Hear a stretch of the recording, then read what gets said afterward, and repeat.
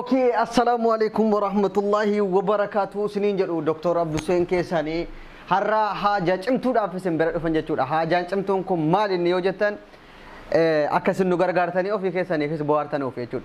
Tokkoffaa maaliin bohaartu Dr. Abduseen amma jireentuuf kan jedhu YouTube saahiba isaanii irratti diraamaa adda addaa, fiilmii adda addaa ispoortii kan isin ittiin bohaartanii jechuudha. Barumsa irraa argataa ittiin kolfitanii yeroo keessan ittiin dabarsitan isiniif qabatanii dhufanii jiru. Maal jedhama maqaa YouTube isaa jireentuu.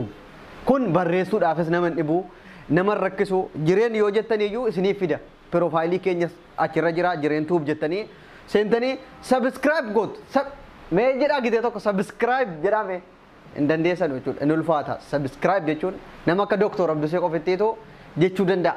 Isin dhayxanii subscribe jettanii seentanii isii diimtuu sana xaq gadi gootu wanti biraa maasa jirare achi kaatanii isii akka alaarmii sana notification jedhamti maqaan isii notification yoo barbaaddanis isii tuqattu yeroo nuti diraamaa keenya gadi isiniif gadhiifnu akka waan isin mana keessanitti ajajettanii dhufeetuma anko akka ol isiniif lixa isinoo filaa waa fi madaamii jira waan ittiin nutti lakkaawwee hin jiru irra galtanii ittiin bohaaruu dadhabdanii yoo nama meeqatu Facebook irra nu hordofaa jira. Facebook Khaliifaa Abbaa Leencoo jalallee haa ta'u, Sabaambooniin jalallee haa ta'u. Nama baay'ee jirtu, fooloo jala guuttanii jirtu. Garuu Oromoon keenya wal gargaarsa irratti zeeroo taane jechuudha. Maaliif zeeroo taana? Uummata kaan irraan barannu. Mee uummata kaan ilaalaa. Dhaqee otuu takkaa Facebook irratti namni san arge YouTube banatee na gargaaraa jennaan gaafa torbii tokko nama kuma meeqa godhaa diraamaa waan barbaada achirratti dabarfata. Keenyoo allaakisiin goonaan ittiin horuu fi ittiin makiinaa bitachuu fi jecha jedhu of keessaa balleessaa baqa. Kanaafuu yaa Oromoo YouTube kana subscribe hin gootan immoo hin gootanu. Kana qofitti nutti maa wal gaggeessine kana booda waa abdii isin irra kaanne yeroo baay'ee isin kadhanne subscribe nuuf godhaa jenna diddani miti. Kana booda yalla maa salaama inni wal biraa galuudha. Yoo wal dhageenye wal gargaarra Oromoo yoo wal jajjabeessa irraa bareeda jettanoo dhaqaa subscribe keessa galaa liinkii isaa isiniif jedhama. Viidiyoo nuti gadhiifnu wajjin Facebook irra isinii gadhiifna. Maaf ilaaltanii bira darbitu? Waa birrii waa isinitti lakkaa dhayxaniituma subscribe kan jedhu sana tuqxanii ilaaltanii immoo hin bayinaa laayikii godhaa nama baay'ee bira akka ga'u. Kan irraa isinirraa eegamu koomintii otoo hin taane akka Facebookii. Laayikiin isin YouTube irratti gadi tuqxan sun akka sheerii jechuudha. Nama baay'ee qaqqabsiisuu danda'a. Laayik godhaa, nu hordofaa, nu jajjabeessaa. Nutis yoo isin nu jajjabeessitan diraamaa kan isin irraa barataa itti yeroo keessan dabarsitanii bashannantan. Maaliif fakkeenyaaf waggaa meeqaan dura an ispoortiin isin barsiiseen amma madaamiin waa fi isin irraan cuftu. Ispoortii an waqsh jecha jedhu sana isin barsiisaa ture. Shamarran keenya amma kunoo nama biraallee barsiisaa jirtu jechuudha. Maaliif galata Dr. Abdusee dagattu? Yeroo Dr. Abdusee waa isinitti ishii jedhaa fudhaa. Maaliif an isinin fayyada. Dr. Abdusee jechi jedhu kun akka qallaaleetti hin moggaafamne. Namni baay'een irratti walii galee Dr. Abduseen doktoruma dhugaati. Jechi isaan nu dubbatan kunoo har'a madaamii waa fi nurraan cuftu. Yoo madaamiin nurraa cufuu jette jecha waqsh jedhu sanaan sodaachifne jennaan dhiisaa jiru. Kanoo kottaa ammas ispoortii kan biraa gosa gosaan jira. Yoo ijoolleen isaa biyyeen kaate kan madaamii isin cinqite maal jettanii rakkoo gosa sanaan isin barsiisaa ture. As waamtaniitu bayyuu gurra sii qabdanii qimmiiduun hin jiru. Kot jettaniin. Badeesi lammaffaa iji koo isin arginu waqsh jettanii yennaan jechuudha. Ijoolleen isaa biyyiin lamuu isin cinqite. Ispoortii gosa gosaan bira jira. Kanaafuu kottaa kara YouTube jireentuubii beeksisni kun addunyaa baxabbatu qaba. Addunyaa baxabbachiisaa. Ajaja kana hojiirra oolchuudha baannaan kana booda isin hin barbaannu. Isinis nu jala dhuftanii Facebook keenya nuuf gadhiisaa. Yoo amma wal dhageenya wal gargaarreetan dhaqaa YouTube keessa seenaa wifi qabdu. Indee biyya jirtu seetamu warri Itoophiyaa yoo wal gargaaraa jiru. Isin galata Rabbii madaamii wifi itti isinii guuttee mukayyafa jala ciiftaniituma jireentuuf jechee qubee tokko tokko qubeen isaa nama rakkisu. Jireentuuf abeet yaa salaam aleek yaa salaam mee qubechumti nama hin tolu jireentuuf jechuun kabbanne geggernoodha Dr. Abduseen. Seenaa nu jajjabeessaa diraamaa yeroo dhiyoo booda qanii yoo barbaadan qanii akka isin nu ajajattanitti yoo barbaadan qanii lama torbiittis isiniif dhiyeessuu dandeenya. Diraamaa takka taataayis haa ta'u fiilmiis haa ta'u waan adda addaa isiniif xumurree jirra. Kaameeraan ajaa'ibaas bitamee jira. Yoo hin bitamnes isinuma bita. Kabbanne geggeroo sheer godhaa.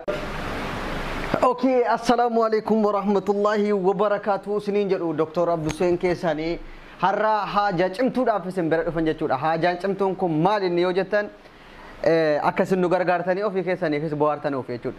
Tokkoffaa maaliin bohaartu Dr. Abduseen amma jireentuuf kan jedhu YouTube saahiba isaanii irratti diraamaa adda addaa fiilmii adda addaa ispoortii kan isin ittiin bohaartanii jechuudha barumsa irraa argataa ittiin kolfitanii yeroo keessan ittiin dabarsitan isiniif qabatanii dhufanii jiru maal jedha maqaa YouTube isaa jireentuuf kun barreessuudhaafis nama dhibu nama rakkisu jireen yoo jettanii iyyuu isiniif fida profaayilii keenyas achirra jira jireentuuf jettanii seentanii subscribe goot mee jedhaa gidee tokko subscribe jedhame hin dandeessan jechuudha inni ulfaata subscribe jechuun nama akka Dr. Abdusee qofittiitu jechuu danda'a isin dhayxanii subscribe jettanii seentanii isii diimtuu sana xaq gadi gootu wanti biraa maasa jirare achi kaatanii isii akka alaarmii sana notification jedhamti maqaan isii notification yoo barbaaddanis isii tuqattu yeroo nuti diraamaa keenya gadi isiniif gadhiifnu akka waan isin mana keessanitti ajajettanii dhufeetuma anko akka ol isiniif lixa isinoo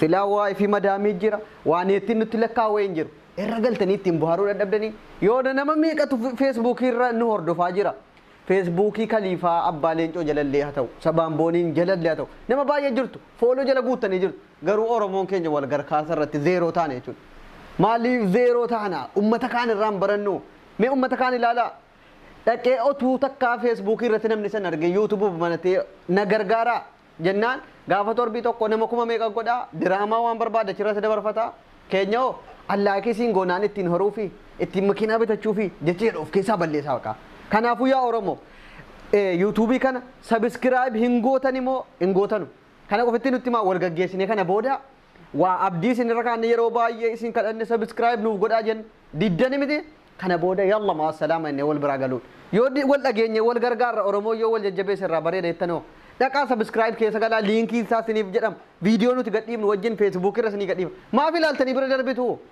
waa birrii wayii isinitti lakkaa irra dhayxaniituma subscribe kan jedhu sana tuqxanii ilaaltanii immoo hin bayinaa laayikii godhaa nama baay'ee bira akka ga'u kan irraa isinirraa eegamu koomintii utuu hin taane akka feesbuukii laayikiin isin yuutuubii irratti gadi tuqxan sun akka sheerii jechuudha nama baay'ee qaqqabsiisuu danda'a laayik godhaa nu hordofaa nu jajjabeessaa nutis yoo isin nu jajjabeessitan diraamaa kan isin irraa barataa itti yeroo keessan dabarsitanii bashannantan maaliif fakkeenyaaf waggaa meeqaan dura an ispoortiin isin barsiiseen amma madaamiin waa'ee fi isin irraan cuftu ispoortii an waqsh jecha jedhu sana isin barsiisaa ture shamarran keenya amma kunoo nama biraallee barsiisaa jirtu jechuudha maaliif galata Dr. Abdusee dagattu yeroo Dr. Abdusee waa isinitti ishii jedhaa fudhaa maaliif an isinin fayyada Dr. Abdusee jechi jedhu kun akka qallaaleetti hin moggaafamne namni baay'een irratti walii galee Dr. Abduseen doktoruma dhugaati jechi isaan nu dubbatan kun har'a madaamii waa ifi nurraan cuftu yoo madaamiin nurraa cufuu jette jecha waqsh jedhu sanaan sodaachifne jennaan dhiisaa jiru kanoo kottaa ammas ispoortii kan biraa gosa gosaan jira yoo ijoolleen sabiyyeen kaate kan madaamii isin cinqite maal jettanii rakkoot gosa sanaan isin barsiisaa ture as waamtaniitu bayyuu gurra sii qabdanii qimmiiduun hin jiru kot jettaniin badeesi lammaffaa iji koo sin argin waqsh jettanii yennaan jechuudha ijoolleen sabiyyii lamu isin cinqite ispoortii gosa gosaan nu bira jira kanaafuu kottaa kara yuutuubii jireentuubii beeksisni kun addunyaa baxabbatu qaba addunyaa baxabbachiisaa ajaja kana hojiirra oolchuu dhabaannaan kana booda isin hin barbaannu isinis nu jala dhuftanii feesbuukii keenya nuuf gadhiisaa yoo amma wal dhageenya wal gargaarreettan dhaqaa yuutuubii keessa seenaa waayifii qabdu indee biyya jirtu seetamu warri Itoophiyaa yoo wal gargaaraa jiroo isin galata rabbii madaamii waayifii itti isinii guuttee mukayyafa jala ciiftaniituma jireentuuf jecheessu qubee tokko tokko qubeen isaa nama rakkisu jireentuuf abeet yaa salaam aleek yaa salaam mee qubechumti nama hin tolu jireentuuf jechuun kabbanne geggernoodha Dr. Abduseen seenaa nu jajjabeessaa diraamaa yeroo dhiyoo booda qanii yoo barbaadan qanii akka isin nu ajajattaniit yoo barbaadan qanii lama torbiittis isiniif dhiyeessuu dandeenya diraamaa takka taataayis haa ta'u fiilmiis haa ta'u waan adda addaa isiniif xumurree jirra kaameeraan ajaa'ibaas bitamee jira yoo hin bitamnes isinuma bita kabbanne geggeroo sheer godhaa